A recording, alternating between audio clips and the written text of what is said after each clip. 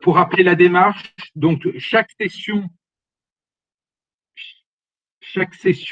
débute par un point d'actualité et d'analyse sur le Covid-19, à la fois sur votre secteur d'activité, le secteur électrique, et aussi de façon plus globale sur l'évolution du Covid et les conséquences économiques et sécuritaires et sanitaires.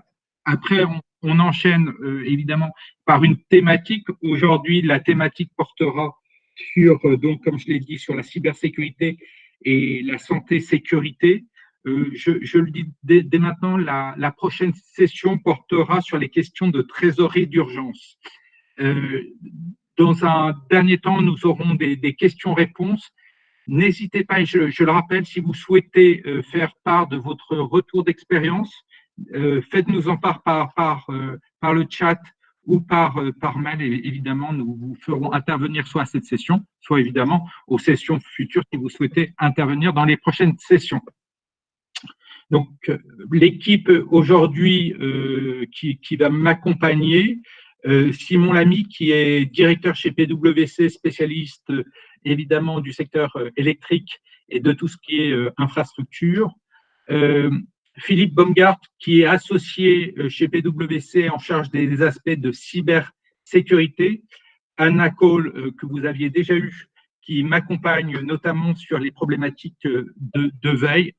Et puis enfin, sur la partie santé, sécurité et sûreté, nous aurons Sébastien Bianciotto, qui est expert en la matière. Donc, pour débuter, tout d'abord, la veille et vous faire un peu un point d'actualité qui nous semble important.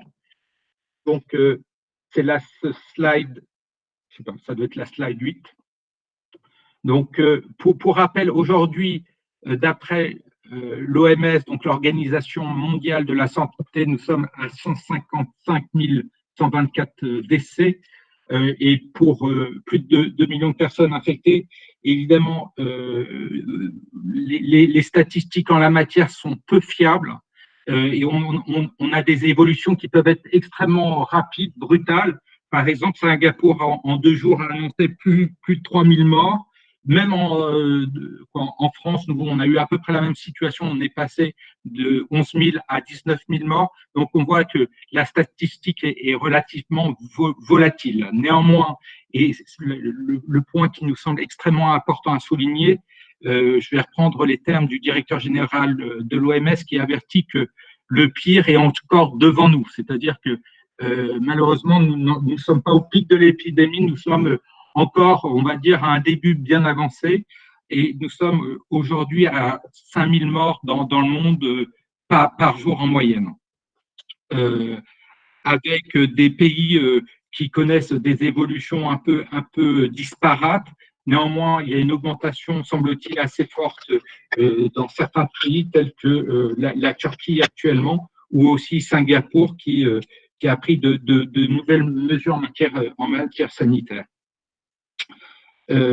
Anna, est-ce que tu as des éléments à compléter par rapport à ce slide? Merci de couper vos micros. Il y a un bruit, s'il vous plaît. Monsieur Fan, je crois que c'est vous. Si vous pouviez couper votre micro.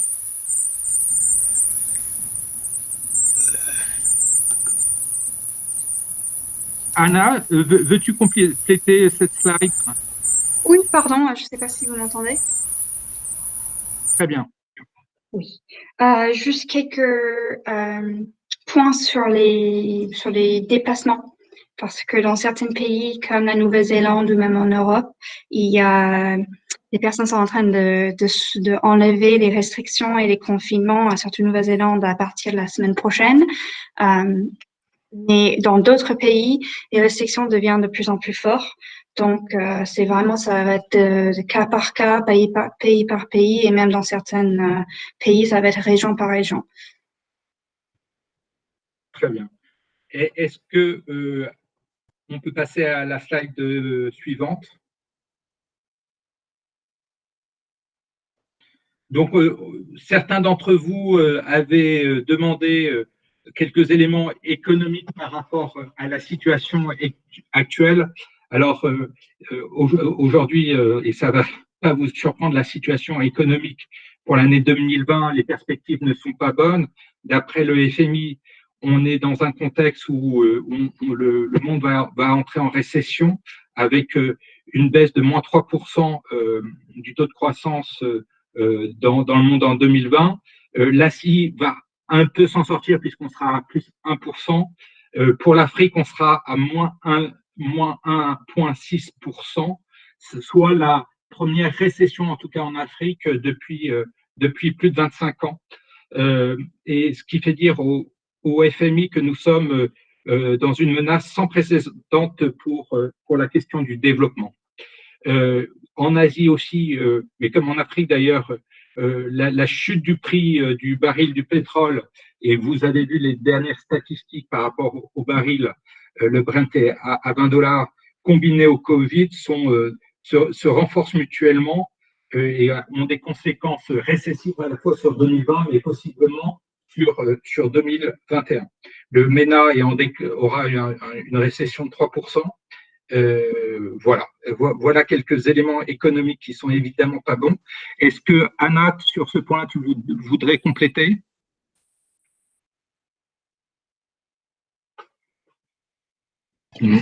Pardon, ça m'a pris juste un petit moment pour me démuter. Oui, juste très rapidement, donc malgré ces informations qui sont, je dirais, plutôt négatives, avec à peu près 90 pays du monde qui sont en pourcentage, qui sont prévus de rentrer en récession. Pour l'instant, les chiffres du FMI montrent que potentiellement, dès 2021, l'économie va repartir. Donc, c'est peut-être une petite bonne nouvelle à la fin de toute cette information.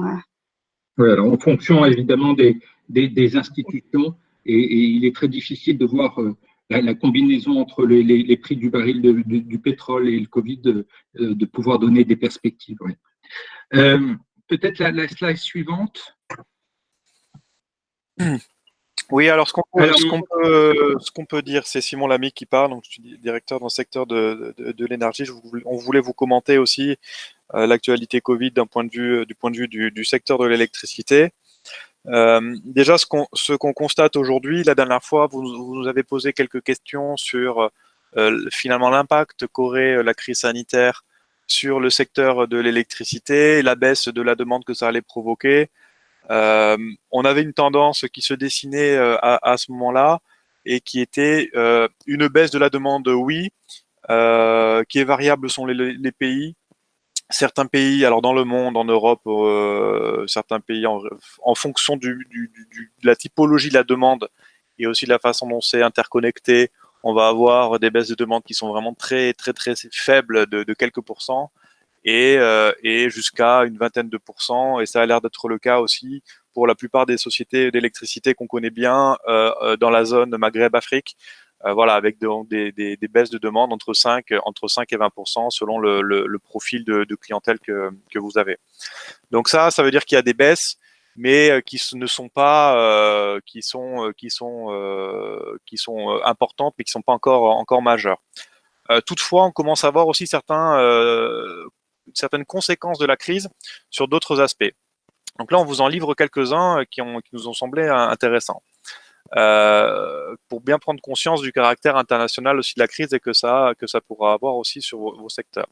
Le premier, c'est ce qu'on cite ici, c'est l'augmentation du prix des modules PV qui sont fabriqués en Chine.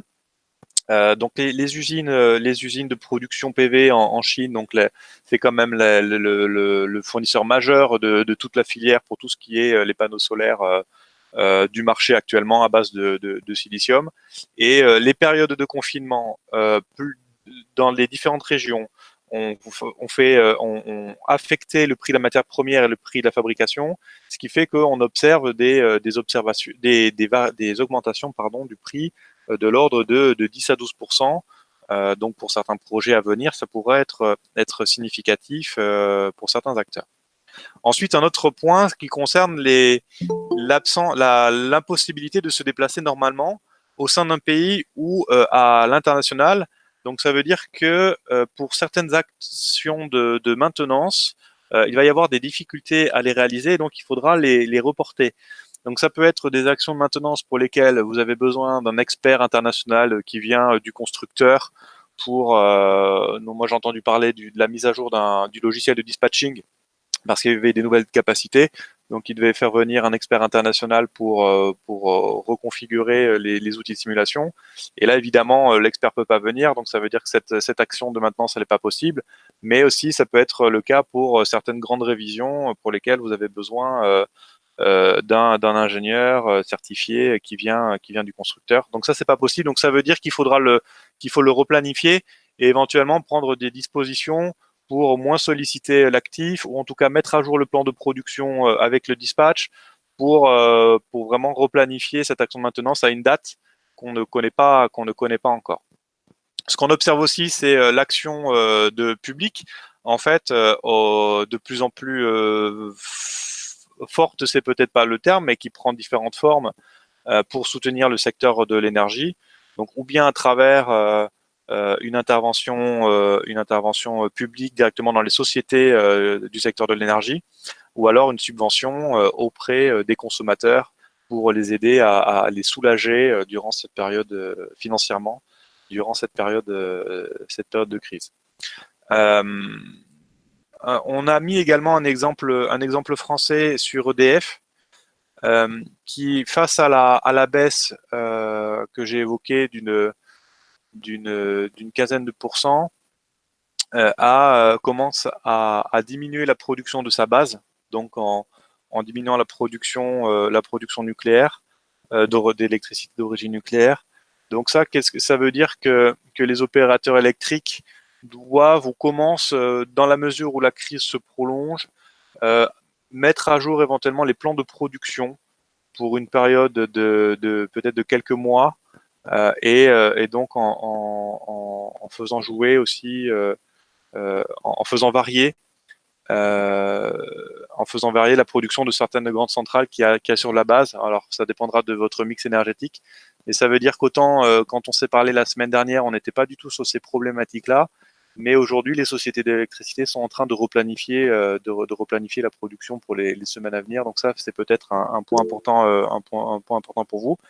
Et enfin, un dernier sujet qu'on avait abordé brièvement la dernière fois, qui concerne, en situation de crise, éviter la surcrise en prenant des dispositions pour ajouter d'autres problèmes à la crise sanitaire. Et parmi les sujets abordés, il y avait la sécurité des sites et des stocks. Et donc là, on a le cas d'Escom, qui en fait s'est fait cambrioler dans certains de ses stocks.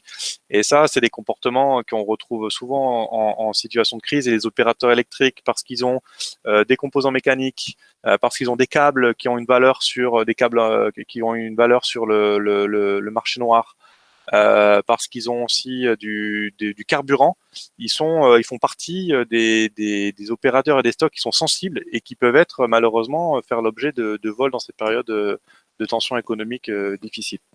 Donc voilà, si vous voulez, c'est le panorama des conséquences du Covid. Donc là, vous voyez, on parle plus vraiment des conséquences, de la situation sanitaire qui oblige à certaines précautions d'hygiène, mais là, on parle vraiment de conséquences à ce phénomène qui touche aujourd'hui le secteur de l'électricité, et d'après nos informations, on touche les sociétés d'électricité africaines dès maintenant, et c'est des choses qui sont constatées sur le terrain. Voilà le point que je voulais vous faire. Olivier, je ne sais pas si oui, tu peux commenter ou passer à la suite. Oui, on va passer à la suite. Merci beaucoup, Simon. Tu pourras compléter après tout au long, évidemment, des différentes présentations si tu le souhaites. Pour rappel, hein, c'est important de le dire, si vous avez des questions ou si vous souhaitez intervenir, merci de nous le faire savoir par mail ou dans le chat. Évidemment, nous vous donnerons la parole ou on reprendra vos questions. On va passer au thème de la cybersécurité, puisque comme Philippe Baumgart pourra vous le montrer, il y a eu un certain nombre d'attaques cyber qui se sont produites dans le secteur électrique récemment. Philippe, es-tu là? Oui, bonjour à tous. La parole est à toi. Merci. Écoutez, on va commencer peut-être par quelques éléments qui vous permettent de juger un petit peu du gradient d'ambiance, si on peut dire, sur le sujet de la cyber en lien avec la crise actuelle. Alors, un petit rappel, il faut savoir qu'historiquement, les attaquants ont toujours été assez agiles et ont su se saisir de finalement toutes les situations parfois difficiles pour en tirer une certaine forme de profit. Cette crise n'a pas fait exception, puisqu'en fait, dès le début de l'année 2020, on a eu des campagnes, je dirais encore peu nombreuses, mais qui utilisaient déjà le thème de ce virus qui serait une menace potentielle à l'époque. Et puis, finalement, bah, l'évolution de la situation sanitaire a fait que derrière, c'est devenu voilà, une crise majeure. Et derrière, le volume d'activités malveillantes s'est décuplé, puisque maintenant, on parle de millions de mails qui ont été envoyés en utilisant donc, ce thème pour essayer de convaincre un certain nombre de personnes d'installer ou de cliquer sur des liens ou d'installer des applications un peu suspectes. On parle de nombreux noms de domaines qui ont été créés, ne serait-ce que dans les 30 derniers jours, qui contiennent le mot Covid-19, pandémie, etc. Voilà, c'est vraiment quelque chose qui est en cours et il y en a de plus en plus. Donc certains parlent d'une augmentation de 500% d'attaques par rapport à une période, on va dire, normale. Alors, quand on dit attaque, il faut bien comprendre que 500%, c'est l'augmentation, si on fait une métaphore, des gens qui tapent à la porte. En gros, on a 500% de plus de personnes qui tentent de taper à la porte. Ça ne veut pas dire qu'ils rentrent forcément, mais donc vous êtes constamment finalement harcelé un petit peu par ce type d'attaque plus ou moins ciblée. Deuxième élément d'ambiance, donc il y a des nouveaux vecteurs d'attaque qui ont été identifiés. Alors, on a parlé donc des campagnes de phishing plus ou moins ciblées qui donc envoient ces fameux mails piégés avec cette thématique de la crise, mais également des applications malveillantes qui ont été conçues, de la désinformation par rapport justement à votre capacité à savoir si vous avez été en contact avec des personnes infectées ou pas. Également, la mise en place de fausses applications de type accès distant, donc VPN.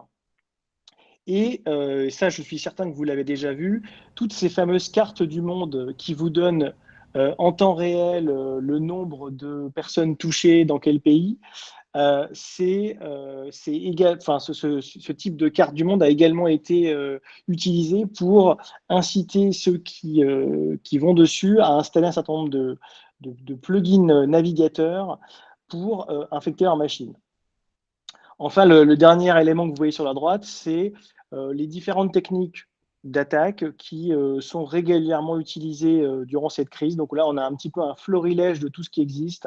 Alors, je vous les cite très rapidement, mais donc du cheval de Troie qui permet de prendre le contrôle d'un ordinateur à distance, de l'ingénierie sociale plus classique, et également du déni de service, dont d'ailleurs la France a fait, enfin, la PHP a fait les frais récemment, donc n'a pas eu un impact très fort, mais voilà, donc il y a vraiment l'ensemble des techniques, on va dire, assez usuelles sont utilisées aujourd'hui. Excuse-moi, Philippe, tu peux me rappeler Oui. ce qu'est la PHP? La PHP, c'est donc l'entité qui on va dire, chapeaute l'ensemble des hôpitaux de Paris. Donc voilà, donc les différents hôpitaux.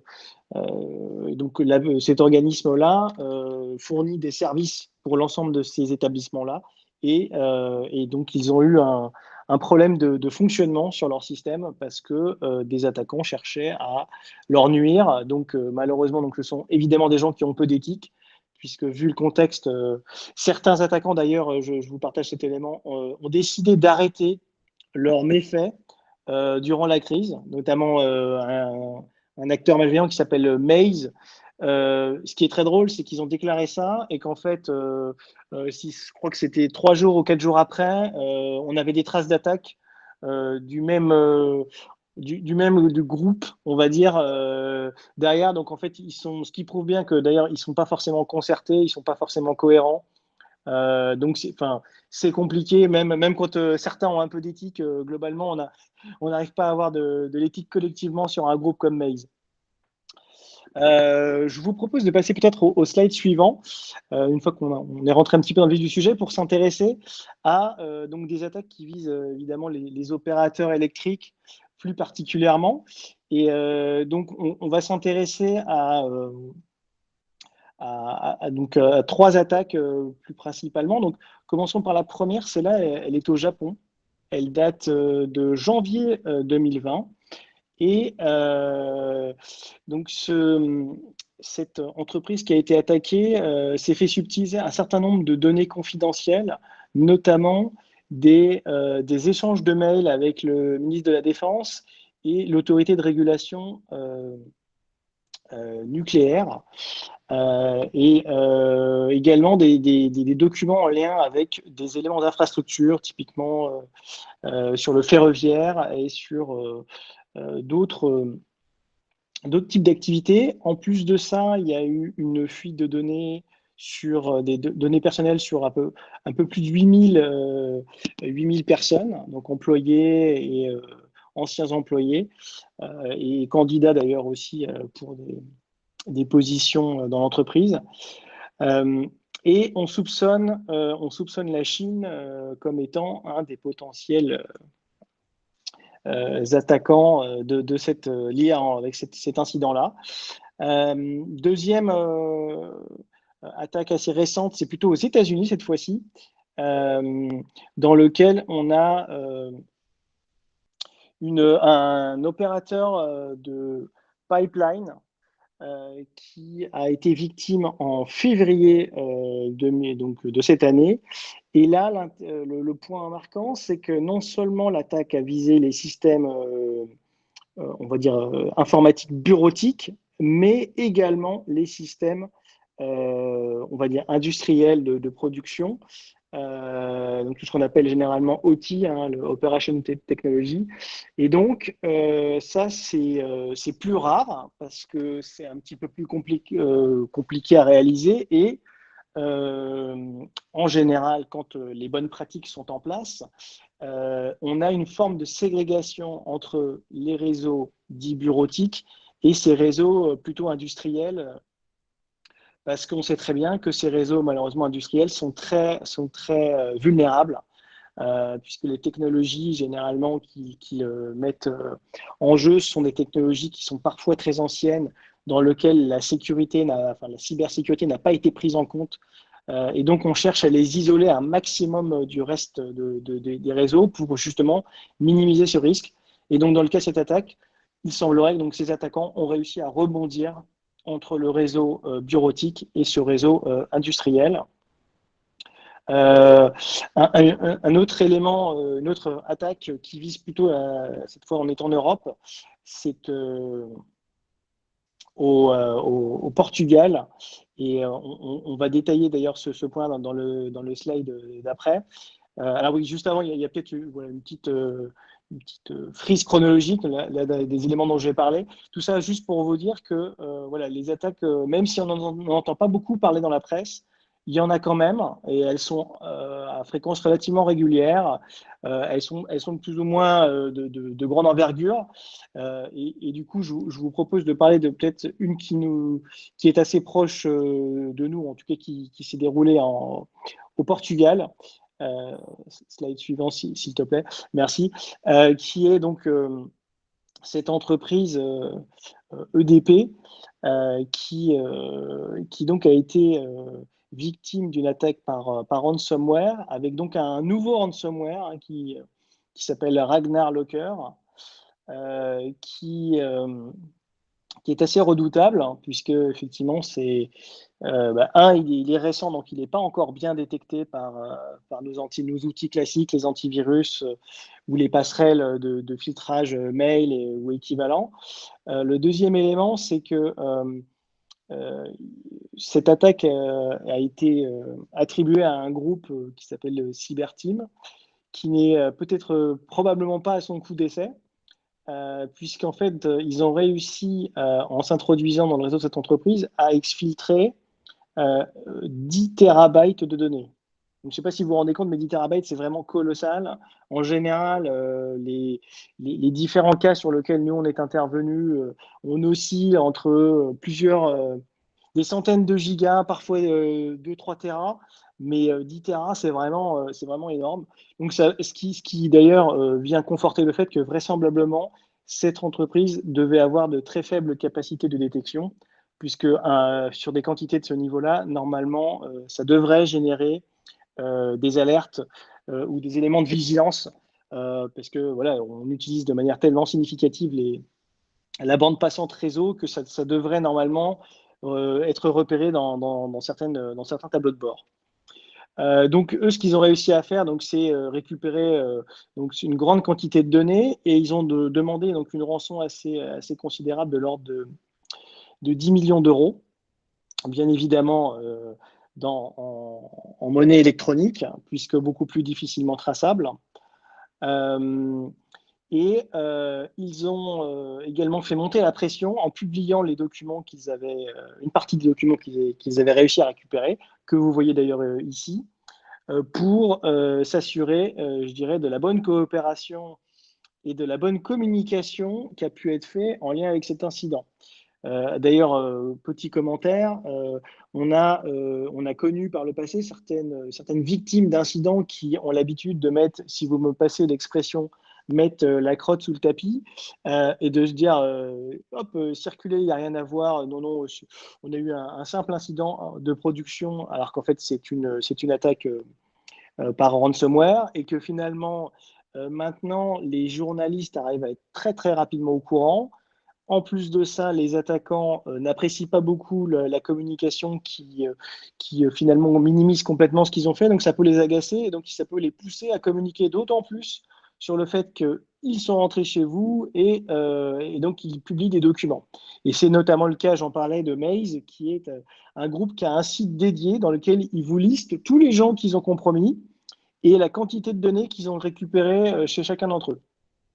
Ce qui est une façon assez transparente, dirons-nous, de montrer leur fait d'armes et de faire monter la pression gentiment mais sûrement. Donc, voilà peut-être pour ce premier exemple. Si on peut passer donc au slide suivant. Donc l'autre nouveauté, c'est qu'au-delà donc de cette attaque récente assez significative, on a aussi des nouveaux malwares qui sont sortis pendant cette crise. Donc, on peut citer celui qui s'appelle donc Poet-Rat, qui est un malware qui a été utilisé pour cibler l'Azerbaïdjan et le secteur électrique, qui est relativement récent, qui laisse penser que il a été utilisé de manière pour le moment un peu ciblée. On est encore en train d'observer si ce malware va être utilisé pour cibler d'autres pays, d'autres types d'entreprises, ce qui le laissera penser que finalement il est peut-être moins spécialisé que ce qu'on pense à date. Et donc en fait, ce malware-là, il a la capacité de déployer des composants additionnels pour pouvoir aller plus loin que ce qui était prévu initialement. Je vous donne un exemple. Voilà, on arrive sur une personne qui a cliqué sur l'email qui était piégé. Sa machine est compromise, mais voilà, il est dans un réseau bureautique complètement banal qui intéresse pas tant que ça les attaquants. Et donc, ils vont pouvoir se dire, bah, écoutez, je vais essayer de déployer des composants additionnels pour pouvoir aller plus loin que ce poste de travail, que ce réseau bureautique.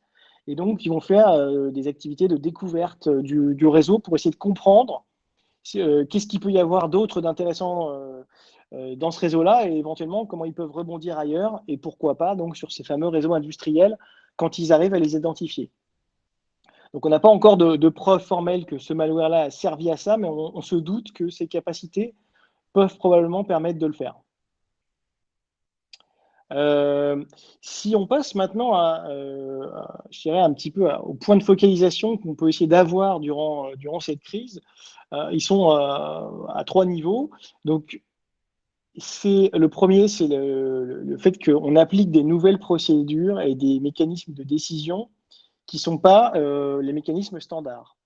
Ça veut dire que, voilà, typiquement, on va être amené à dire, à baisser le curseur de la sécurité pour permettre aux gens de travailler plus rapidement, plus facilement.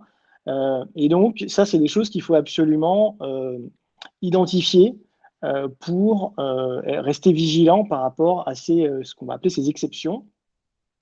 Le deuxième élément, c'est qu'effectivement, ces exceptions, elles aboutissent à des écarts dans les standards de sécurité qui sont en vigueur dans l'entreprise.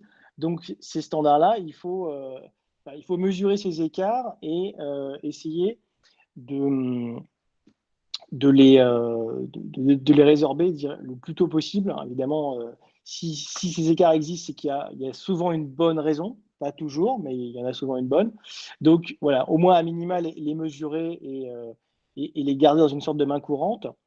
Et enfin, le dernier élément, c'est que donc cette situation, elle est une situation d'opportunité pour les attaquants, d'autant plus que les capacités de détection et de réponse des entreprises en ce moment peuvent être dégradées. Je vous donne un exemple. On a un client, par exemple, qui nous a dit que malheureusement pour lui, son responsable de la partie de l'équipe de détection avait été touché par le virus. Et donc, quasiment toute l'équipe a été mise en quarantaine. Et donc, ils sont dans un mode de fonctionnement vraiment ultra dégradé, dans lequel entre guillemets, le responsable habituel, lui, il est complètement, entre guillemets, HS, il ne peut pas travailler du tout. Les autres se retrouvent dans des procédures dégradées. Et donc, l'efficacité au global de ce dispositif, elle est très nettement réduite. Donc, pareil, un point de vigilance par rapport à ça, c'est de s'assurer qu'on a bien la capacité de travailler. Et si on ne l'a pas, essayer d'une certaine manière de compenser un petit peu ce manque de capacité par plus de vigilance sur certains sujets, en lien, bien évidemment, avec les informations que vous pouvez avoir sur ce qui est en train de se passer en ce moment en termes d'attaque, en termes de tendance. Si on passe au slide suivant, ce qu'on voit, c'est que finalement, il y a un certain nombre d'actions qui peuvent être lancées pour essayer d'améliorer un petit peu la situation, mais il y en a une qui est peut-être plus importante que les autres, ça va être vraiment le volet gouvernance, qui est un peu le fondamental sur tout le reste. Alors, je vais en parler juste après, mais si on essaie de balayer les autres sujets, donc évidemment, il y a la sensibilisation. Ça, c'est clair. Au départ, une cyberattaque, c'est très souvent une erreur humaine. Qu'elle soit j'ai ouvert un mail piégé ou j'ai ouvert un service et je n'ai pas pensé que finalement en ouvrant ce service j'allais créer un risque important et qu'en plus ça a été exploité. Voilà, c'est souvent une décision qui est prise par méconnaissance ou par pure, je dirais, parfois inconscience, qui peut mener voilà, à un impact qui est fort. Donc le côté savoir ce qui se passe et savoir aussi que quand on a fait quelque chose qu'on pense qui est une bêtise, typiquement j'ai cliqué sur ce fameux mail, j'aurais peut-être pas dû, eh ben c'est pas grave, il vaut mieux aller le dire que plutôt d'être un peu honteux et de le garder pour soi en se disant bon je pense que c'est pas trop grave, ça va pas se voir, sauf que c'est peut-être un vrai problème derrière et que finalement il vaut mieux le dire je vous rassure, ça arrive malheureusement très très très très souvent, donc c'est devenu très banal. Donc, il n'y a pas de honte à avoir cliqué sur un mail un peu suspect. Le plus important, c'est de notifier et c'est de faire les contrôles qui vont bien pour vérifier que ça n'a pas eu d'impact. Deuxième élément, on peut travailler sur la sécurité des données. C'est-à-dire, pour éviter que des données, par exemple, confidentielles fuitent, on peut mettre en place un certain nombre de systèmes, comme ce qu'on appelle le DLP, le Data Leak Prevention, qui va en fait taguer les données comme par exemple sensibles. Et quand vous allez envoyer des données sensibles vers l'extérieur, alors que ce sont des gens avec qui vous n'interagissez jamais, ce type de système peut le bloquer ou peut alerter les équipes de sécurité comme quoi il y a probablement une anomalie. La gestion de la capacité, j'en parlais avant, ça c'est vraiment vous assurer que vous avez le bon niveau de staffing pour pouvoir opérer normalement. L'autre aspect, c'est les contrôles renforcés de protection et de détection. Alors, bien évidemment, si vous êtes avec la capacité qui vous permet de le faire, mais en tout cas, ce qu'on recommande, c'est d'être plus vigilant que d'habitude encore, puisque on l'a vu l'intensité des attaques, il faut vraiment être très attentif aujourd'hui et être très réactif. Et le deuxième volet, c'est que finalement, si un incident se produit, bien, il faut être en capacité de réagir. Donc, ça veut dire avoir mis en place un dispositif qui vous permet d'analyser l'incident, de le contraindre, de le confiner, et en même temps de pouvoir maintenir une activité normale durant cet incident pour limiter l'impact au maximum. Slide suivant, s'il vous plaît. Si on revient donc sur le volet pure gouvernance, ce qu'on peut recommander donc, durant cette crise, c'est ce que je disais déjà un petit peu avant, c'est vraiment identifier toutes les formes d'écart par rapport à la situation normale, les mettre dans une forme de main courante et évaluer à chaque fois le risque de chacune de ces exceptions pour derrière accepter la mise en place de cette exception en connaissant le risque. On peut même identifier typiquement voilà, qui a accepté le risque. Comme ça, voilà, on a quelque chose qui est clair, qui est précis, on sait exactement ce qu'on a fait. Et lors du déconfinement, on pourra revenir sur cette liste et finalement enlever ces exceptions une par une. Alors, avant de revenir à la normale, on a aussi l'opération qui va être tout ce qui va être monitoring de ces exceptions, puisque même si on accepte de prendre un peu plus de risques qu'en temps normal, il est important de mesurer si le risque qu'on a évalué au départ est toujours le même, ou s'il n'est pas en train d'évoluer de manière défavorable. Et donc, il faut se réserver la possibilité de fermer certaines exceptions peut-être avant la fin de crise, parce que finalement, c'est trop dangereux, ou on voit trop de tentatives d'attaque, et donc il y a certaines choses qu'on peut vouloir changer. Donc, vraiment monitorer régulièrement l'évolution de ces différentes exceptions et de la posture de risque de votre entreprise, c'est vraiment quelque chose qui fait beaucoup de sens à faire jusqu'à cette phase de sortie de crise qu'on espère proche, bien entendu. Voilà ce que je voulais vous dire sur la partie vraiment plus gouvernance en temps de crise, gestion des processus, des exceptions. Peut-être quelques exemples très concrets, pratico-pratiques qu'on peut essayer de vous proposer. Slide suivant, s'il te plaît, Anna. Voilà, alors là, il y en a un certain nombre, hein. Je ne vais pas tous vous les lister, mais enfin, juste pour vous donner un ou deux exemples très concrets, la surveillance de son exposition externe et du Shadow IT / Shadow Cloud en général, ça fait partie des choses qui sont un peu incontournables. Pourquoi? Pour une raison simple, c'est qu'il y a une grande partie des attaques qui démarrent, comme je le disais, par un service qui est exposé, qui n'est pas identifié par les équipes IT, qui n'est pas sous supervision du SOC, par exemple, et qui va très souvent être peu sécurisé, pas mis à jour, ou qui utilise des mots de passe triviaux comme voilà, le mot de passe est égal au login et on a des comptes par défaut. Donc voilà, ces cas-là sont archi classiques dans un grand nombre d'attaques qu'on rencontre. Donc ça fait partie des choses à faire régulièrement parce qu'en plus de ça, votre exposition avant la crise n'est pas votre exposition pendant la crise. Donc même si vous l'aviez fait un petit peu avant, ça vaut le coup de le refaire régulièrement jusqu'à cette sortie de crise. Deuxième élément qu'on peut citer, c'est évidemment de vérifier que vous avez bien mis en place des solutions de travail à distance qui sont sécurisées. Ça veut dire quoi? C'est juste exemple très concret, vous connaissez probablement la technologie Citrix. Certains d'entre vous l'utilisent peut-être. Ce que vous savez peut-être moins, c'est qu'il y a une grosse vulnérabilité qui est sortie fin d'année dernière sur Citrix, qui a été d'ailleurs baptisé Citrix par les attaquants, et qui est très simple à exploiter et qui permet en fait de prendre la main sur un des premiers éléments dans l'architecture Citrix. Et donc, finalement, ça va donner une porte d'entrée aux attaquants. Ils vont avoir un pied dans votre réseau, et puis après, ils vont pouvoir faire un certain nombre d'opérations. On sait qu'il y a eu déjà au moins 4 attaques qui ont comme point de départ cette vulnérabilité-là. Donc déjà, vérifier voilà, si votre entreprise utilise Citrix, s'il est exposé, si par chance il est vulnérable à cette attaque, ça fait partie voilà, des choses qu'on peut recommander de manière assez impérative à faire. régulièrement si en plus les systèmes de connexion à distance évoluent au cours de ces dernières semaines. Quelques autres exemples comme ça, si vous déplacez des équipements réseau pour diverses raisons, parce qu'il y a des problèmes de performance, et ben c'est pareil, ça c'est des choses qu'il faut surveiller parce que le déplacement de cet équipement-là, il induit peut-être un changement des règles de filtrage. Et donc, on en revient à mon premier point, c'est-à-dire qu'on est peut-être en train d'exposer plus ces briques-là que d'habitude parce qu'on les a déplacées. On peut citer également le fait de se tenir au courant des menaces. Ça, comme je viens de vous le faire en introduction, c'est très important parce que le but, c'est quoi? C'est d'anticiper ce qui peut arriver demain.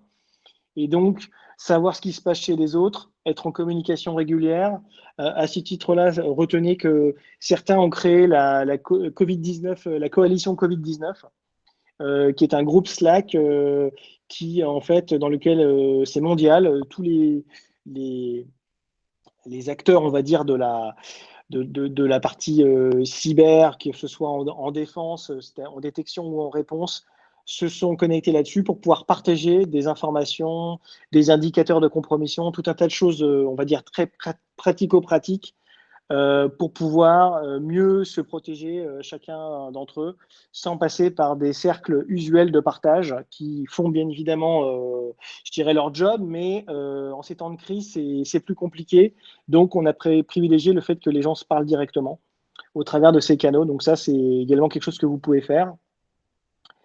Et voilà ce que de toute façon, les slides, vous allez les avoir, donc vous pourrez peut-être regarder quelques autres éléments, mais c'est les principaux éléments que je voulais partager avec vous aujourd'hui. Merci beaucoup. Je ne sais pas si ça a généré des questions. Justement, je vais te relayer. Okay. Donc, merci pour ton intervention extrêmement intéressante.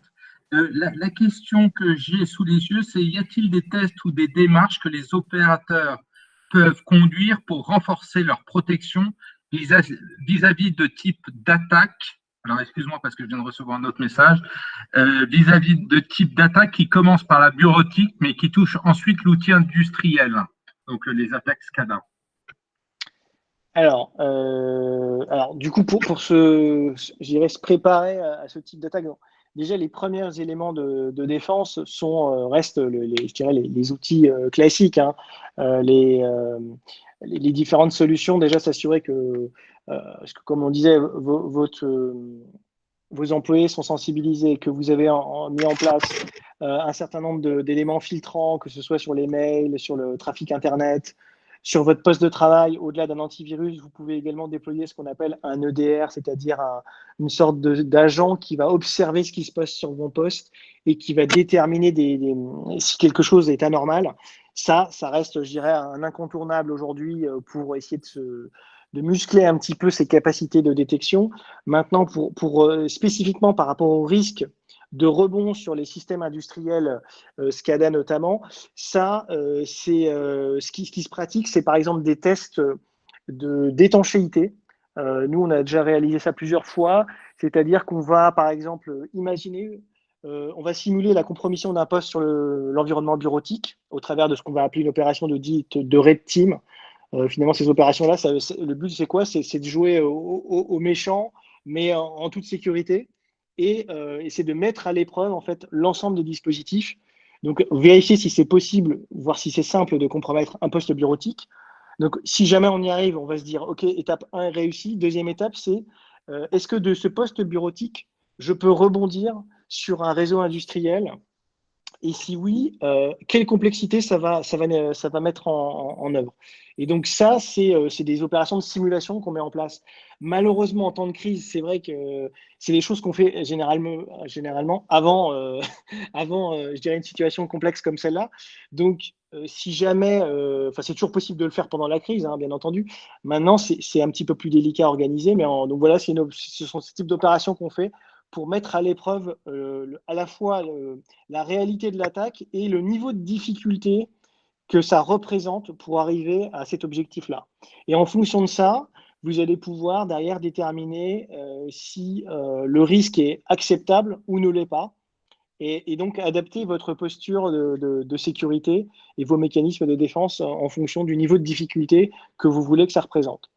Juste pour information, en France, pour certains fournisseurs, certains sont qualifiés d'OIV, concept donc opérateur d'importance vitale, et donc ceux-là ont des contraintes encore plus fortes sur ces systèmes-là, puisqu'ils doivent respecter je dirais un cahier des charges qui est défini par l'État, et en plus ils se font auditer régulièrement pour démontrer qu'ils ont sécurisé, on va dire à l'état de l'art, leur système de production énergétique quand c'est le cas, ou d'autres systèmes qui sont jugés vitaux pour la nation.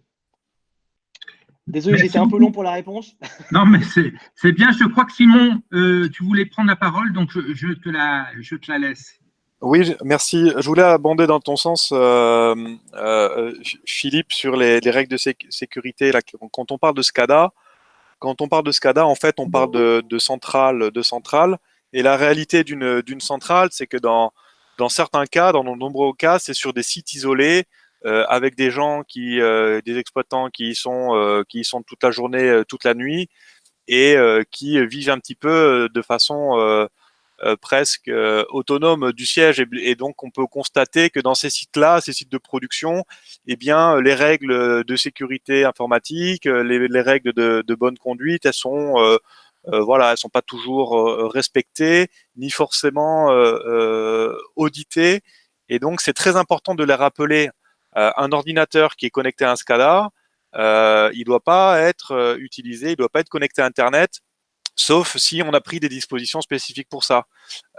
L'opérateur qui est devant, il doit pas l'utiliser pour aller se connecter sur son email personnel, au risque d'ouvrir une pièce jointe qui contiendrait un virus ou un élément compromettant.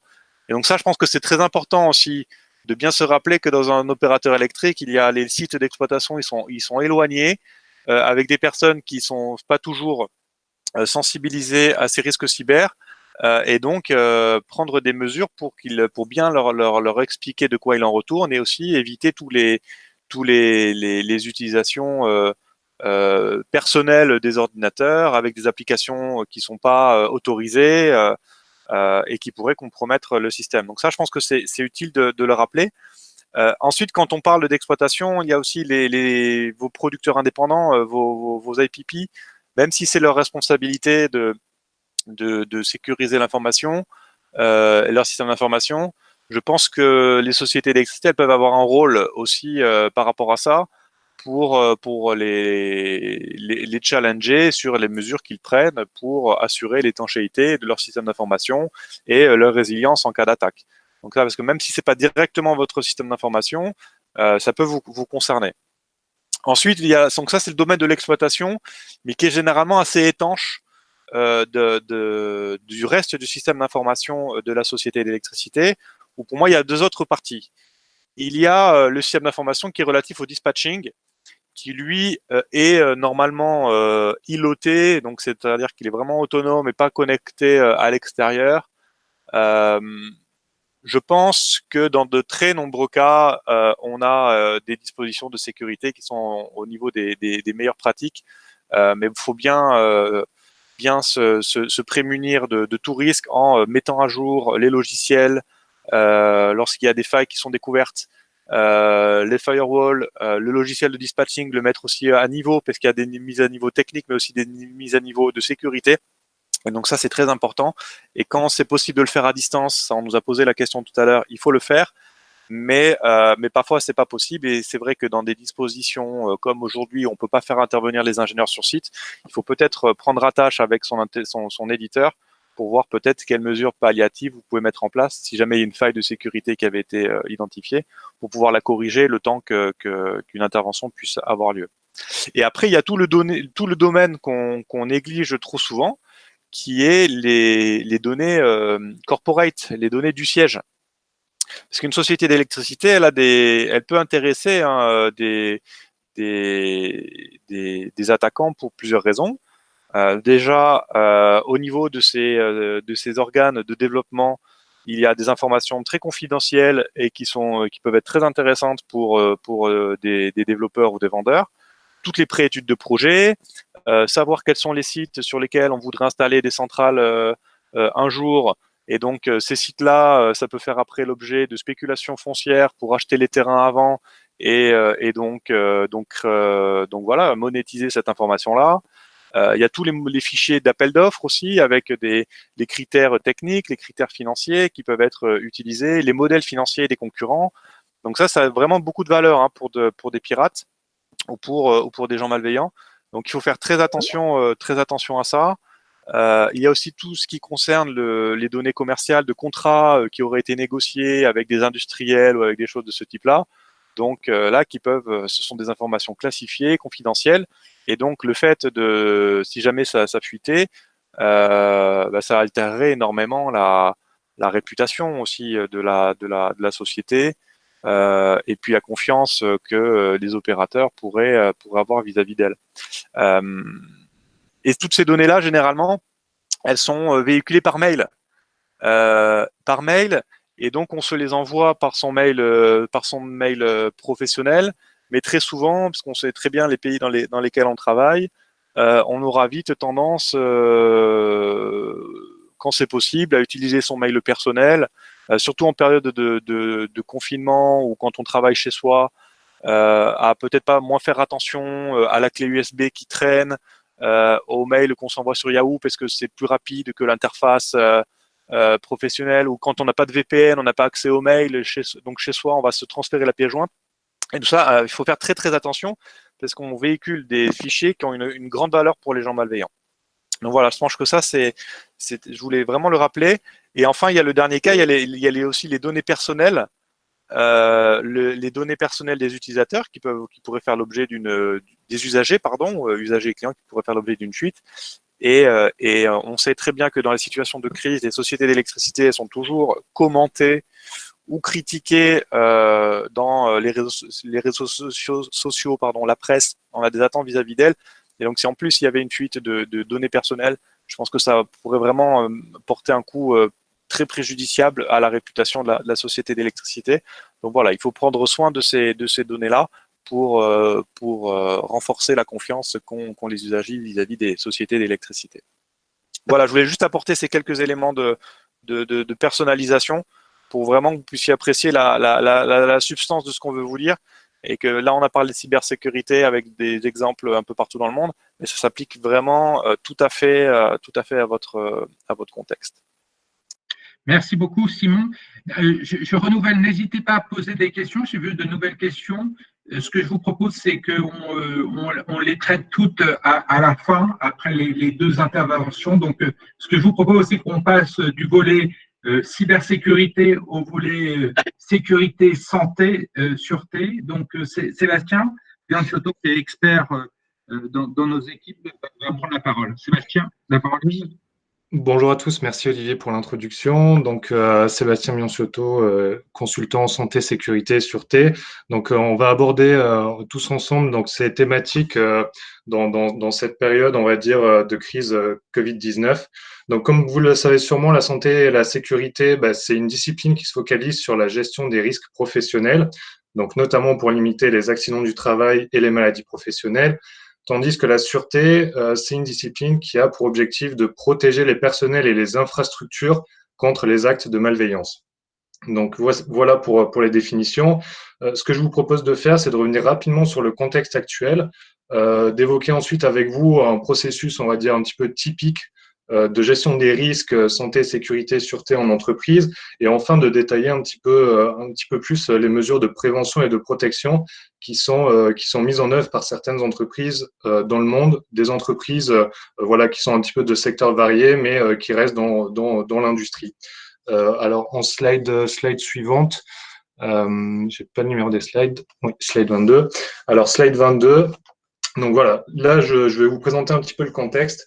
Donc la crise du Covid-19, c'est une crise qui a remis un petit peu les enjeux de santé, de sécurité et de sûreté au centre de l'attention des entreprises. Comme on a pu le constater, toutes les entreprises n'ont pas réagi de la même façon parce qu'elles n'ont pas les mêmes contraintes réglementaires. Parce que, comme vous le savez également, tous les États n'agissent pas de la même façon, et également parce qu'elles n'ont pas toutes la même appétence au risque, et notamment au risque lié au Covid-19.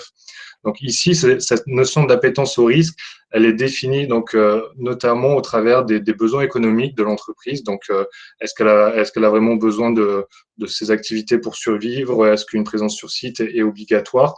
Mais ça prend également en compte sa maturité, notamment d'un point de vue santé, sécurité, sûreté. Donc globalement, est-ce que l'entreprise est capable à l'heure actuelle de protéger ses salariés convenablement contre les risques de Covid-19? Nous pouvons penser qu'elles maintiennent leurs activités dans des… désolé, j'ai un petit problème de son. Du coup, pour mettre en place ces activités donc essentielles pour pouvoir poursuivre leurs activités, les entreprises qui décident justement de continuer, de pas se confiner, de pas confiner leurs personnes, vont mettre en place justement un processus de gestion des risques qui doit être vraiment spécifique à cette période-là. Et cela passe notamment, dans un premier temps, une question de bien comprendre en fait le contexte de l'organisation. Donc, grosso modo, quelles sont les personnes qui peuvent être impactées, combien de personnes on a, est-ce que ces personnes sont plutôt en bonne santé, est-ce qu'elles travaillent en équipe, quelles sont leurs compétences, quelles sont les compétences essentielles pour le maintien de nos activités.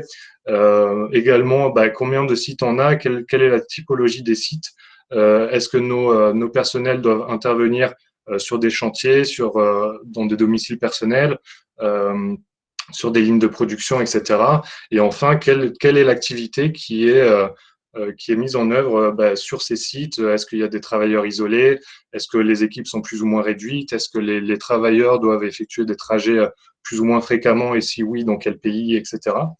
Une fois qu'on a cette bonne compréhension du contexte de l'organisation, et là c'est vraiment important parce qu'en fait ça impliquera par la suite diverses réponses par rapport à la fois au risque et par rapport à la réouverture des sites. Donc le contexte est vraiment très important.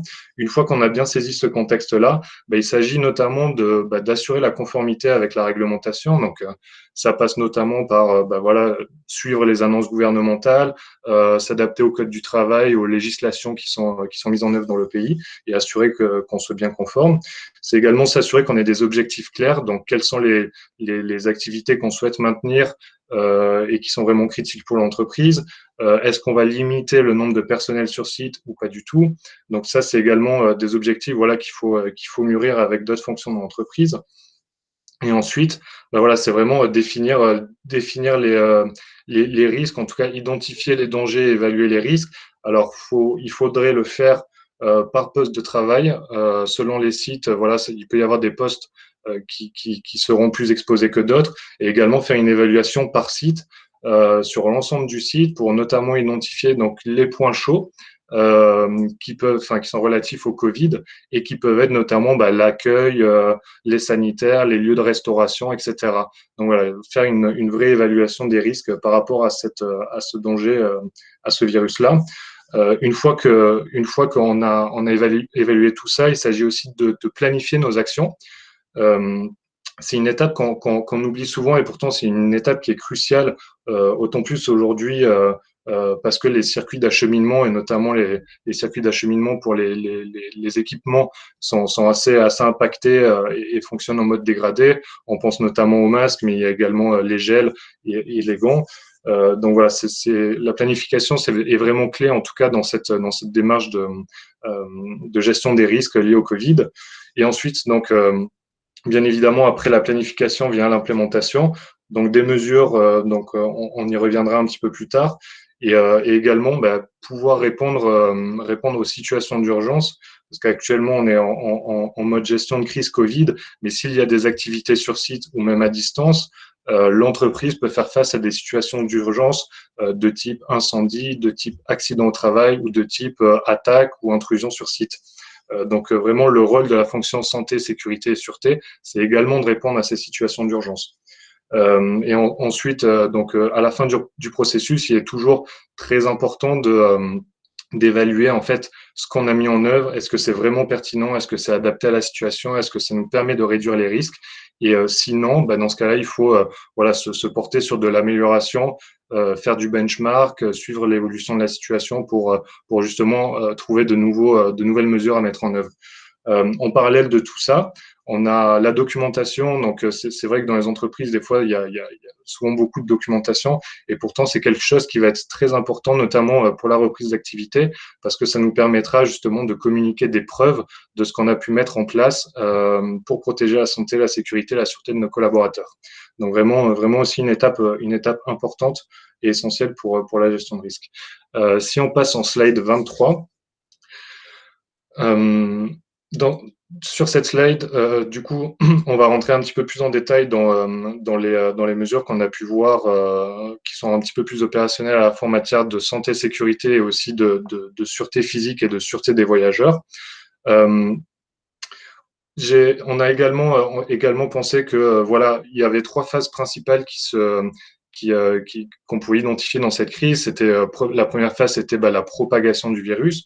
La seconde phase, c'est la phase de confinement, alors partiel ou total des collaborateurs. Et enfin, la dernière phase, c'est le retour à la normale, la réouverture des sites, etc. Pendant la phase de propagation du virus, plusieurs actions peuvent être mises en place en matière de santé et sécurité au travail. Tout d'abord, une surveillance accrue de la situation et des résultats médicaux pour pouvoir justement ajuster la posture de l'entreprise face au Covid. Il faut savoir que moins on en sait sur un risque, plus il est difficile de pouvoir y répondre. Donc l'information est vraiment clé là-dedans, dans la position que l'entreprise va avoir par rapport à cette crise.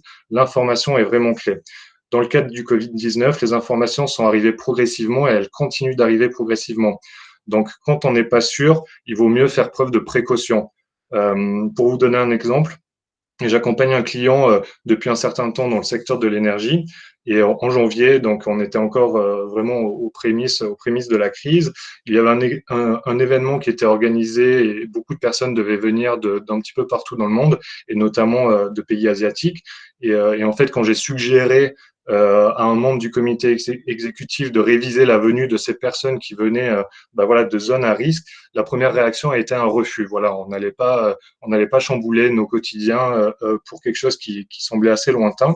Et en fait, pendant le week-end, je me souviens encore, c'était vraiment fin janvier, la situation a drastiquement changé et on a été obligé de confiner ces personnes qui avaient fait le déplacement jusqu'en France. On a été obligé de les confiner dans leur propre hôtel.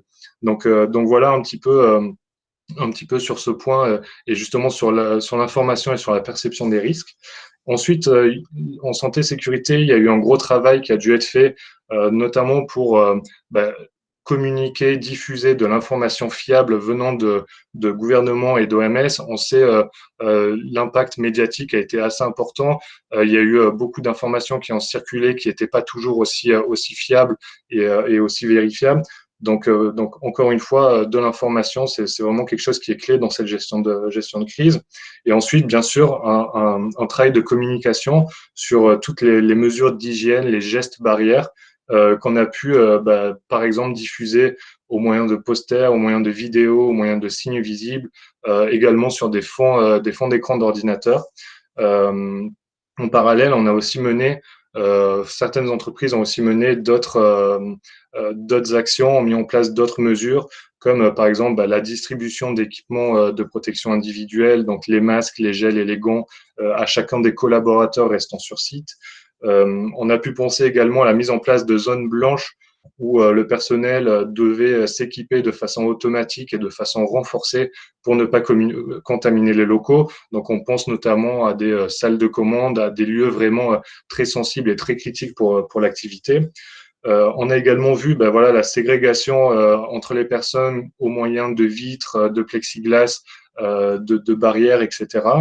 On a vu également l'utilisation individuelle des outils, des postes de travail et des véhicules. Donc là également, ça a nécessité des coûts, mais voilà, dans l'équation, c'est quelque chose qui valait la peine pour certaines entreprises.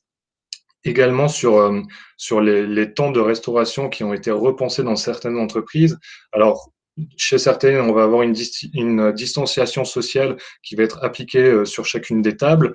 Chez d'autres, il va y avoir la protection des aliments, donc dans les cantines, notamment sur les buffets. au moyen de films plastiques, etc. Et ensuite, on a certaines autres entreprises qui vont plutôt opter pour une distribution de plateaux repas sur l'ensemble du site, fait par un personnel unique et bien équipé, voilà, pour limiter la propagation du virus. Et enfin, donc, ce qu'on a pu voir également, c'est des procédures de nettoyage renforcées. Du coup, du nettoyage sur des surfaces, donc des poignées, des casiers, des outils, des machines. Voilà, là où ce qu'on appelle plus généralement les hotspots, voilà, là, c'est vraiment des endroits qu'on a identifiés pour aller les nettoyer de façon plus fréquente. En matière de sûreté, maintenant, si on passe sur la partie droite du tableau, il s'agit également de réaliser une veille géopolitique, à la fois pour contrôler les menaces habituelles dans le monde, notamment dans le cadre d'une entreprise multinationale, mais également pour identifier et évaluer les menaces nouvelles liées au Covid-19. Donc, ça a été notamment le cas, par exemple, d'un sentiment d'insécurité de certains expatriés, de l'agressivité de populations locales à l'égard d'étrangers, ou la combinaison de plusieurs crises, à la fois économiques, sociales et politiques dans certains pays, qui se sont rajoutées au Covid-19. Et du coup, voilà, là, c'est un rôle vraiment de veille pour, encore une fois, adapter la posture de l'entreprise. Il s'agissait également en fait d'accompagner du coup ces voyageurs et ces expatriés, donc les personnels de l'entreprise qui nécessitaient soit de réaliser leurs activités à l'étranger, soit de voyager à l'étranger. Donc de communiquer avec eux, de les accompagner dans cette crise un petit peu. Donc notamment voilà, ça a été de la communication sur le confinement au retour d'un voyage. Ça a été préconisé par exemple d'éviter les lieux trop fréquentés, se munir de certains documents demandés par certains États. Donc voilà, ça a été un accompagnement comme ça aussi de ces personnes-là. Et ensuite, pour ces deux fonctions, l'un des points principaux qu'on peut voir dans cette crise, c'est notamment d'aider les directions, de les accompagner en fait dans leur prise de décision concernant notamment la fermeture des sites, les interdictions relatives au voyage, les rapatriements, l'organisation et la participation d'événements internes et externes, etc. Donc voilà, vraiment des fonctions qui se renforcent et qui sont très visibles dans cette crise au sein des entreprises. Si on passe à la seconde partie, à la seconde phase, qui est celle du confinement, en partie santé-sécurité, ce qu'on peut identifier, c'est que les risques professionnels ont évolué avec cette crise. Donc, du coup, les personnels qui doivent travailler de chez eux sont davantage exposés, notamment aux risques psychologiques, psychosociaux et aux risques ergonomiques. Alors, concernant les risques psychosociaux, il y a eu tout un tas de choses qui ont été faites par les entreprises en fonction justement de la maturité de leur système d'information et de leur culture interne. Ce qu'on peut globalement identifier, voilà, c'est un accompagnement renforcé des salariés par leur hiérarchie. C'est également la définition d'heures de travail et de pauses pour justement ségréguer la vie professionnelle et la vie familiale. Concernant les risques ergonomiques, il y a certaines entreprises qui fournissent des équipements adaptés à leurs collaborateurs ou alors qui leur fournissent, je dirais, un budget pour qu'eux-mêmes s'approvisionnent sur des équipements ergonomiques. Et c'est également la communication sur des bonnes pratiques. Donc, par exemple, la posture devant un ordinateur, des exercices pour s'étirer, faire du sport, rester en bonne santé. Donc voilà globalement comment les entreprises abordent ces risques à l'heure actuelle. La période de confinement, c'est également pour l'entreprise et pour la santé-sécurité l'occasion de préparer les scénarios de déconfinement et de retour sur site. Alors pour ce faire, il est important de définir des facteurs déclencheurs qui vont nous permettre de revenir sur site. Alors on peut notamment penser à un retour sur site après une annonce gouvernementale, après la réouverture d'infrastructures publiques, notamment des infrastructures de transport ou des écoles. On peut également penser aux indicateurs liés au virus. Une fois que le taux de mortalité baisse, on peut imaginer que certaines entreprises seront moins frileuses à réouvrir leur site. Il s'agit également de planifier la phase de retour sur site. Alors, il y a certaines entreprises qui se sont dit, à partir de l'annonce des gouvernements pour déconfiner, revenir à la normale, on va attendre un certain temps avant de réouvrir nos sites afin de pouvoir, encore une fois, surveiller la situation, voir s'il y a une résurgence de l'épidémie ou non, voir quelles sont les bonnes pratiques qui sont mises en place par d'autres entreprises, etc. Donc voilà, planifier vraiment bien ce retour sur site, définir également les fonctions essentielles qui doivent revenir sur site en priorité. Ça peut être voilà, des fonctions opérationnelles, des fonctions liées à l'informatique, liées au réseau. C'est aussi définir un modèle de retour à la normale.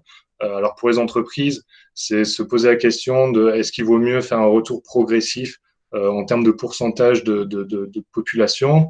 Est-ce qu'il faut faire un retour alterné en passant en mode équipe 1, équipe 2, en faisant des rotations comme ça chaque semaine ou 2 semaines, ou alors est-ce qu'il vaut mieux faire un retour complet et soudain à l'activité? Donc ça, c'est une possibilité qui est davantage acceptée par les petites entreprises, les petites et moyennes entreprises, parce que voilà, un retour complet et soudain, ça implique aussi beaucoup de risques. Et les risques, en fait, il faudra aussi les évaluer sur tous ces scénarios-là, parce qu'il en existera à la fois pour l'activité et à la fois pour la santé, la sécurité, la sûreté des collaborateurs.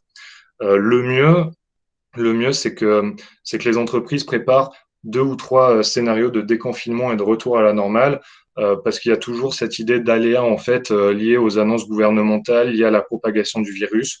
Donc généralement, ça se passe pas toujours comme on aimerait que ça se passe. Donc le mieux, c'est encore de pouvoir prévoir plusieurs scénarios de retour à la normale en fonction de l'évolution de la situation. En matière de sûreté, donc pendant la phase de confinement, mais il faut s'assurer que les agents de sécurité, que le contrôle d'accès et que les mesures de sûreté électronique fonctionnent toujours sur le site, sont toujours opérationnels, afin notamment de prévoir, de prévenir les risques liés aux agressions, les risques liés au vol, au vandalisme ou les risques liés aux attaques des collaborateurs ou du site. Certaines entreprises, dans ce cadre-là, ont décidé, par exemple, d'accompagner, de protéger leurs collaborateurs entre leur site et les transports en commun. Disons, il y a 500 mètres entre les deux. Ils ont décidé justement soit de détacher un agent de sécurité pour escorter un groupe de collaborateurs, soit de mettre en place un système de navette qui puisse emmener les collaborateurs justement jusqu'au lieu de transport. Et enfin, il s'agit aussi de rappeler les bonnes pratiques aux collaborateurs travaillant à distance en matière de sûreté. Donc, typiquement, ne pas se rendre dans les lieux qui peuvent être exposés à des risques, à des mouvements sociaux. C'est également, on l'a vu chez certaines entreprises, communiquer sur les violences domestiques. Alors, pour ceux qui sont tous confinés chez eux, le temps peut paraître lent et voilà, il y a des comportements qui peuvent devenir violents. À la fois dans le ménage et à la fois par rapport au voisinage. Donc voilà, c'est peut-être également le moment de rappeler les bonnes pratiques sur ces risques-là. Donc ensuite, la troisième partie, c'est le retour à la normale, c'est le déconfinement et c'est la réouverture du site. Alors à l'heure actuelle, il est vraiment difficile de prévoir avec certitude les modalités de ce déconfinement. Le mieux, c'est donc vraiment de disposer de plusieurs scénarios pour pouvoir s'adapter en fonction de ce qui sera dit. Les entreprises commencent d'ores et déjà à identifier les personnels qui seront amenés à revenir sur site rapidement. Alors, cette identification, elle est faite en fonction des compétences. Donc, on l'a dit, ça peut être voilà, les opérationnels, les fonctions informatiques, etc. C'est également identifier les personnes vis-à-vis de leurs moyens de venir sur site. Alors, est-ce qu'on va opter pour des personnes qui vivent à proximité ou qui peuvent utiliser des véhicules individuels ou des véhicules qui ne proposent pas de risque, on va dire, en matière de santé-sécurité, comme ça peut être le cas avec les bus, avec les métros, etc. C'est également identifier les personnes en fonction de leur état de santé. Alors, peut-être ne pas se focaliser, prioriser les personnes âgées, les femmes enceintes, les personnes qui ont des problèmes de santé, voilà, qui peuvent être affectées par le Covid. Et c'est également, prioriser, identifier ces personnes en fonction de leur environnement, notamment savoir si leur famille est vulnérable ou infectée, s'ils ont une garde d'enfants, etc. Donc voilà, il y aura à un moment donné l'identification de toutes ces personnes-là pour justement les prioriser et les faire revenir progressivement sur site. Sébastien, je te laisse encore 30 secondes pour conclure. Je passerai la parole à Simon après. Oui, aucun problème. Donc, juste pour finir, on peut également imaginer que ces personnes-là pourront faire valoir leur droit de retrait, euh, notamment pour les raisons qu'on vient de dire, pour le contexte familial, etc. Et ensuite, concernant l'aménagement du lieu de travail, on peut penser à un nettoyage complet des locaux avant le retour sur site. Et ensuite, bien sûr, assurer une distanciation sociale entre les personnes, donc avec des ségrégations physiques, avec des équipes réduites, à la fois aussi dans les lieux de convivialité. C'est aussi également l'opportunité de repenser le parcours des employés, des visiteurs et des sous-traitants pour justement identifier les hotspots et les zones à risque. Et ensuite, bien sûr, il faudra rester en état d'alerte, s'apprêter à refermer les sites en cas de résurgence de l'épidémie, si on a des signaux faibles, etc. Et en matière de sûreté, ce sera renforcer justement la présence d'agents de sécurité, renforcer le contrôle à l'entrée des sites, revoir les politiques liées aux événements, liées aux déplacements, liées aux voyages, et également surveiller la situation dans les autres pays, parce qu'on l'a bien vu, ça peut aller très rapidement, et on peut rapidement être réimpacté par ce virus. Voilà. Merci beaucoup. Merci beaucoup, Sébastien. Je crois, Simon, que tu avais des éléments compléments d'information à apporter. Oui, alors je partage avec vous quelques sujets de discussion que j'ai pu avoir avec mes clients cette semaine, ces dernières semaines là-dessus. Le premier, c'est sur les sites de production, les sites qui sont isolés. Dans certains cas, il y a des bâtiments à côté avec les familles qui y vivent, parce que tout le monde vit à proximité du site de production. Et donc tout ce qui vient d'être dit, clairement, ça doit aussi s'adresser aux familles qui sont aussi tout aussi concernées. Ces précautions aussi de sûreté, de santé et de sécurité, elles doivent aussi s'adresser ou être diffusées, ou être respectées du moins, par les sous-traitants qui, en particulier ceux qui sont au contact du public. Je pense à dans de nombreux pays, l'activité de relève et des compteurs, d'envoi des factures, d'encaissement, c'est fait par des sous-traitants. Et ces sous-traitants, ça peut très bien être aussi des personnes individuelles qui ont contractualisé avec la société d'électricité, mais qui font pas partie d'une grande entreprise avec tous ces protocoles-là à suivre. Donc ça, il y a un enjeu vraiment d'accompagnement de ce type de prestataires, surtout dans les zones rurales, pour que eux aussi ne se mettent pas en danger, ne mettent pas en danger les autres lorsqu'ils délivrent vos services de distribution d'électricité. Donc ça, je pense que c'est très important. Et enfin, je voulais aussi rebondir sur un point qui a été abordé là, c'est le changement en fait de positionnement de cette fonction. C'est que les fonctions santé, sécurité, sûreté, généralement, dans les sociétés avec lesquelles on travaille, elles sont dans un rôle très de processus, de documentation, de contrôle, très centré sur l'exploitation, la maintenance des pièces, bouger les pièces d'un magasin à un atelier, etc. Et là, il y a vraiment d'autres attentes vis-à-vis de cette fonction qui doit être capable de conseiller et d'orienter les opérations. Par exemple, ce qu'on a sur les sites de production, pour éviter les contaminations et trop de contacts entre les personnes, comme on l'a dit tout à l'heure, mais là je vais l'appliquer à un cas. Quand on a une organisation 24 heures sur 24 organisée en 3-8, par exemple, s'organiser en 2 équipes de rotation de 12 heures. Ça évite une interface et donc ça limite les risques de contamination. Et donc ça, c'est l'équipe qui est chargée de la santé et de la sécurité qui doit être capable de conseiller là-dessus. Et aussi ce qu'on observe, et là c'est une nouvelle réflexion, mais je pense que dans les prochaines semaines, elle va être développée par les acteurs du secteur de l'électricité, mais aussi tous les industriels, c'est qu'en fait, le principe de prendre ces distances, ça va à l'encontre de toute la tendance de ces dernières années qui consiste à optimiser les chaînes de production, optimiser la gestion des stocks, optimiser l'espace, où on avait au contraire tendance à rapprocher les gens. Là, on va plutôt être dans une logique où il faut au contraire les écarter, prendre ces précautions. Et donc, ça change fondamentalement peut-être la façon dont on va organiser un atelier de maintenance. tout simplement les postes de travail, les interfaces avec les magasins, etc. Et donc ça va pas se faire tout de suite. Petit à petit, on va en mesurer les impacts. Et donc cette fonction HSSE, ou selon le nom qui lui est consacré, elle doit être capable de donner des orientations et des conseils en termes d'opération et d'organisation à toute la structure. Et donc ça, c'est quand même un nouveau rôle. Donc il y a un challenge aussi pour les personnes qui sont impliquées, d'être capable de prendre ce sujet et de travailler avec les opérations pour s'adapter en termes d'organisation aux conséquences de la situation sanitaire. Voilà les quelques points un petit peu spécifiques aux opérateurs électriques que je voulais apporter.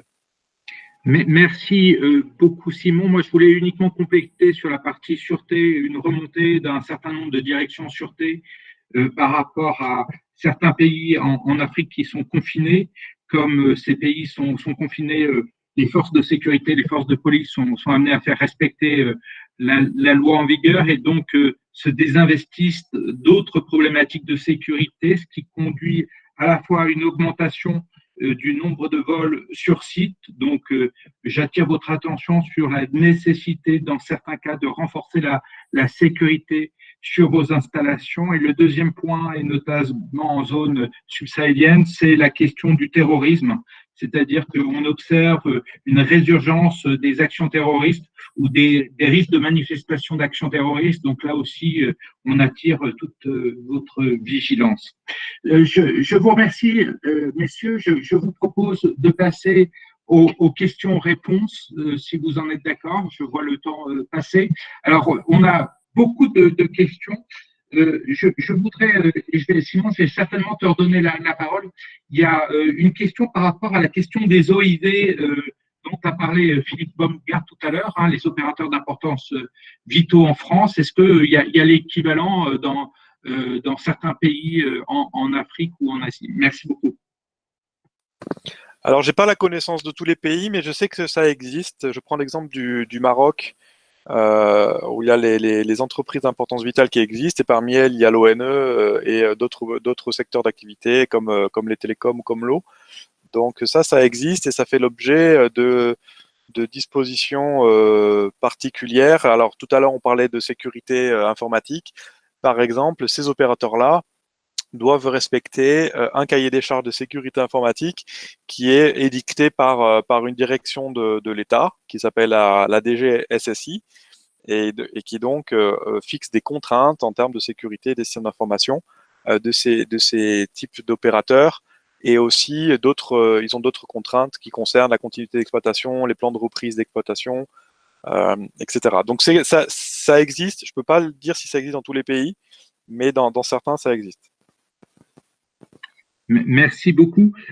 Comme il est indiqué, hein, n'hésitez pas à utiliser le chat à la fois pour poser vos questions ou pour demander la parole. On vous la donnera avec grand plaisir.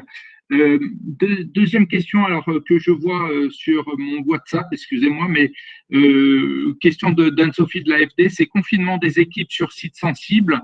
Quelles sont les bonnes pratiques, maintenance et réparation, bonnes pratiques observées en France ou en Europe? Est-ce que Sébastien ou Simon ou d'autres personnes ont un retour sur ce sujet-là? Oui, alors c'est un petit peu ce qu'on disait et que Simon évoquait aussi et qu'on a pu évoquer dans cette présentation. Sur les sites sensibles, il s'agit aussi d'identifier en fait les personnes qui sont critiques, les rôles qui sont critiques, à la fois sur la maintenance, mais ça peut être également dans d'autres fonctions d'opération. Voilà, identifier ces personnes-là et ensuite veiller, si elles doivent rester sur site et qu'il n'y a vraiment aucun autre choix, veiller à ce que vraiment les mesures soient mises en place pour les protéger, pour prévenir tous les risques, à la fois professionnels, habituels et les risques aussi liés au Covid. D'accord. Alors, je vois dérouler les questions. Pouvez-vous reprendre l'explication quant au rôle des structures étatiques dans le suivi process? Alors, j'avoue que j'ai un peu du mal à suivre. Si IT des IPP et exploitants du réseau électrique. Simon, par hasard, est-ce que tu serais en mesure de répondre à cette question? Oui, et la suite, c'est y a-t-il des exemples de prise de contrôle de SCADA et dispatch via Internet? Donc là, Simon, je crois que sur cette deuxième question, tu es plus à l'aise. Alors, sur la première, je reprends l'exemple du Maroc et de la DGSI ou d'autres pays, mais que je ne peux pas citer là, qui auraient une direction de l'État qui fixerait des contraintes de sécurité informatique à des opérateurs d'importance vitale et donc naturellement aux sociétés d'électricité. Lorsqu'on est un opérateur d'importance vitale, du coup, on a un cahier des charges à respecter. Et ce cahier des charges, il peut être à un moment donné être audité par l'État et par l'organe qui est en charge de la sécurité des systèmes d'information. Donc dans ce cas-là, la bonne pratique va être qu'au sein de la DSI, ou au sein de la fonction de l'audit interne, on ait un plan de contrôle qui vérifie bien que les exigences du cahier des charges fixées par l'État, elles sont bien appliquées par la société d'électricité, donc au niveau du siège, mais aussi au niveau des sites, d'exploitation. Et donc, on recommanderait à la DSI ou à l'audit interne de mener des tests sur place, surtout pour les sites éloignés, pour vérifier que ces exigences sont bien respectées.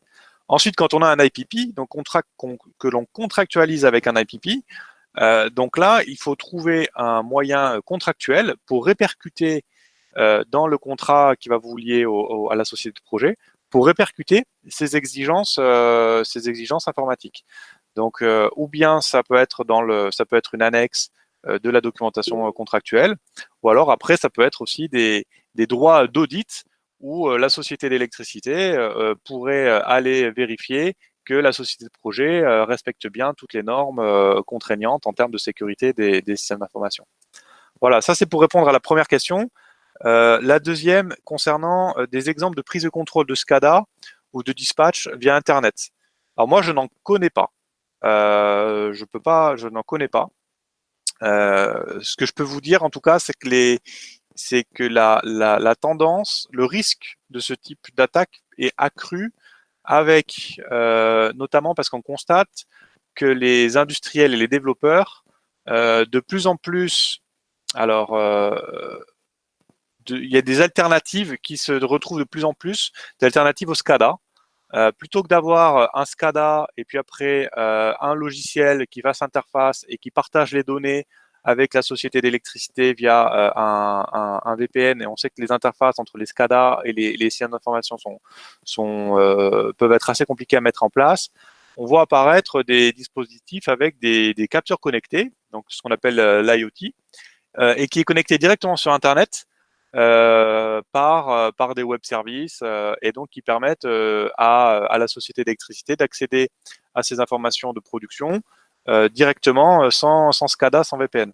Et donc, plus on va avoir des dispositifs de ce type-là qui sont directement connectés, plus il va y avoir de risques parce que là, ils seront vraiment exposés à Internet davantage qu'aujourd'hui.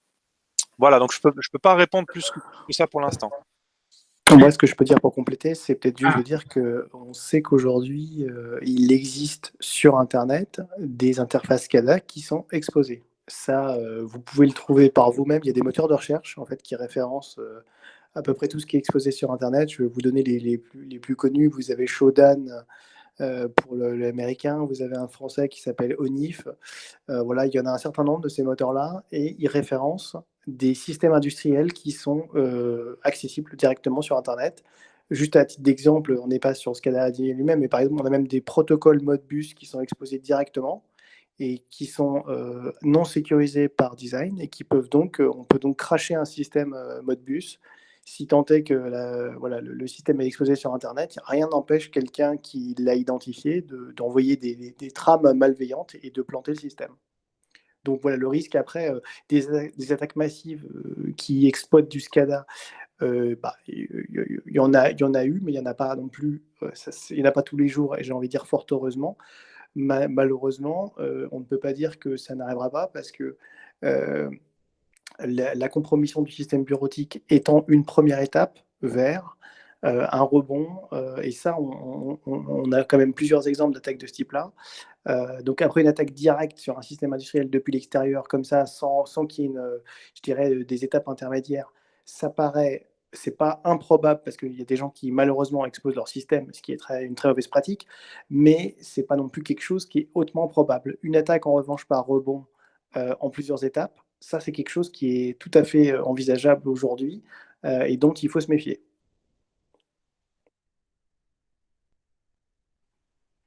Merci beaucoup, Philippe. Alors, on a beaucoup de questions. Je voyais une question sur la gestion par les opérateurs d'électricité des équipes de quart dans le passage de 3 équipes à 2 équipes de 12 heures pour réduire les interfaces. Je tiens à dire, je pense on fera intervenir RTE la semaine prochaine, le mardi prochain. On garde bien au chaud cette question, elle me semble vraiment pertinente et destinée à RTE. Donc, je vous propose qu'on les interroge sur cette question-là. Je vois une nouvelle question, c'est comment prévoir des mesures pour des sites de production qui sont isolés par rapport aux villes en cas de cas confirmés. Sébastien, si tu es là, est-ce que tu pourrais nous apporter, ou Simon d'ailleurs, quelques réponses? Oui, je ne sais pas si Simon, tu veux commencer ou… Alors, peut-être que je vais commencer. C'est une question qui est très intéressante et qu'on revoit, qu'on voit généralement notamment dans les secteurs de l'oil and gas. C'est le cas des sites qui sont vraiment à l'extérieur des centres urbains, vraiment très éloignés. Alors, généralement, ce qu'on peut avoir, déjà, en fait, ce qui est compliqué, c'est que on peut pas partir de zéro en plein dans la crise.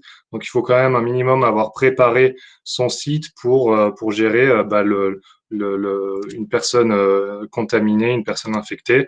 Donc, voilà, c'est par exemple disposer d'une infirmerie, être approvisionné par des bons médicaments, des bons traitements, des bons EPI. C'est également avoir peut-être un médecin du travail sur site. C'est également si jamais voilà, on entre dans la période Covid et on a un cas de contamination sur site, c'est peut-être aussi définir une zone de confinement où cette personne pourra être mise en quarantaine et traitée le temps qu'elle puisse être rapatriée dans un centre urbain. Alors ça pose le deuxième point qui est un petit peu le moyen de locomotion.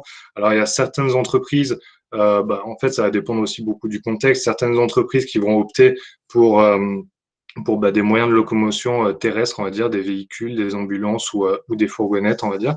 Et ensuite, il y a les autres sites.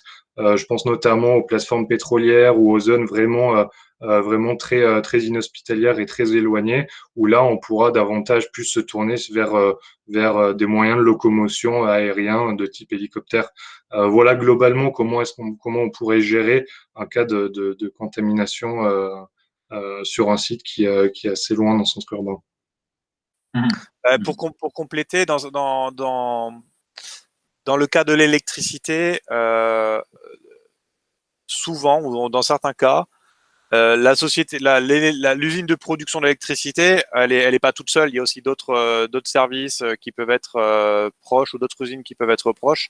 Et donc peut-être que dans ces cas-là, il faut aussi avoir un dialogue avec les autorités locales pour voir quels sont les dispositifs qui peuvent être mis en place pour, en cas de cas particuliers, que les autorités puissent aider à organiser le déplacement, à l'autoriser lorsque les déplacements intervilles ne sont pas autorisés, etc. Et que ce soit une discussion que vous menez avec l'autorité locale, mais aussi avec éventuellement l'opérateur télécom, l'opérateur d'eau ou d'autres opérateurs publics, de services publics importants qui sont représentés sur votre site de production. Merci beaucoup, Simon. Alors, on a encore beaucoup de questions, donc il va falloir sélectionner. On pourra reprendre un certain nombre d'entre elles, évidemment, aux prochaines sessions.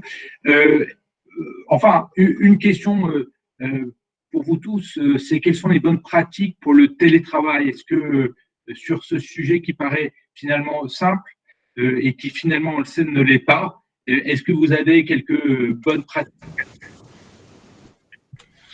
Oui, alors comme on l'a dit, en fait, c'est des risques qui sont à distance, donc c'est des risques qui par définition sont difficiles à maîtriser pour les personnels, notamment santé, sécurité et également sûreté, parce qu'on n'a pas directement accès aux risques, donc on peut pas l'éliminer. Donc la maîtrise de ces risques-là passe énormément par la communication. Donc il faut vraiment sensibiliser les collaborateurs sur les risques qu'ils peuvent avoir chez eux, que ce soit les risques sur le poste de travail, mais également les risques dans leur environnement direct. Donc, par exemple, je pense au risque incendie. Voilà, c'est s'assurer qu'il y ait quand même des installations qui soient bonnes, qui soient conformes, qui ne présentent pas de risques. Voilà, c'est essayer de vraiment renforcer la sensibilisation des collaborateurs autour de cela. Et ensuite, c'est bien évidemment renforcer le lien qu'on peut avoir entre les équipes pour notamment pouvoir prévenir et pouvoir détecter le plus rapidement possible les risques psychosociaux, les sentiments d'isolation, voilà, les choses qui peuvent affecter nos collaborateurs, affecter leur implication et affecter leur bien-être. Donc, il y en a énormément qui existent. Ce serait très compliqué de pouvoir vraiment toutes les lister parce que ça dépend des systèmes d'information, des organisations, des entreprises, etc. Donc voilà, juste quelques pistes pour vraiment pouvoir ensuite les détailler. Merci Sébastien. Quelles sont les bonnes pratiques pour gérer les demandes de force majeure des clients et des sous-traitants? Simon? Alors, c'est une question qui est brûlante, donc il y a pas, qui est très d'actualité. Il n'y a pas une réponse, il n'y a pas une réponse uniforme à faire pour l'instant, parce que ça dépend énormément du droit du pays dont on parle, du droit aussi de référence du contrat. Mais bon, déjà, ce qu'on peut dire, c'est que le cas de force majeure, il s'applique lorsqu'au moment de la signature du contrat, l'événement, en l'occurrence la pandémie, n'était pas connu, qu'il n'y avait pas vraiment de moyen de le prévoir. Donc tout ce qui, ça nous amène à une période décembre, peut-être pas, mais au moins novembre, octobre, tous les contrats qui ont été signés antérieurement pourraient effectivement s'inscrire dans ce cadre-là. Et donc le cas de force majeure dans ce cas-là peut s'appliquer. Aujourd'hui, ce qu'on peut dire, c'est que déjà il faut se prévoir, il faut prévoir qu'il sera